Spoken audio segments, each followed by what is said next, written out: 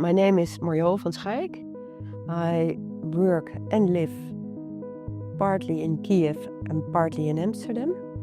And on both places I work as an artist, designer, and as a strategy culture manager. And I do research and I write articles. As an artist, I'm working with waste material, and that inspires me to show that this waste wool I work with, can be so comforting, can be so meaningful, but also to bring a story that art really can play a role without being immediately innovative or needing a lot of new techniques, but bringing back the old techniques and then tell a new story with it.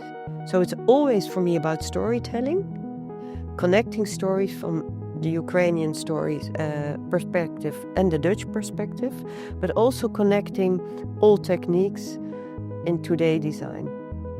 There is a lot of exchange in knowledge, in approaches, but mostly in inspiration.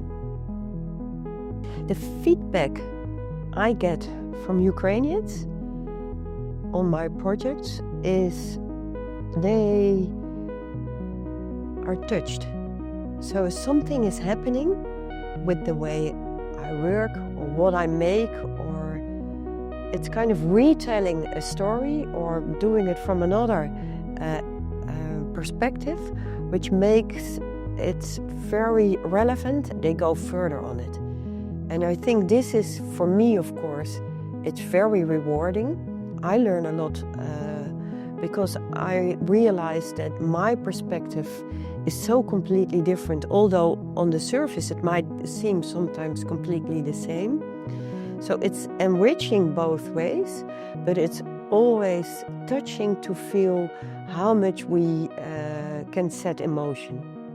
The funny thing is that the most important tip I would like to give at the moment is do something, do projects. So don't spend too much time in talking about or, yes, exchanging knowledge. It's all important, but the most important is working together, making things, doing things, because that makes it possible for Ukrainians to travel abroad and to see again things.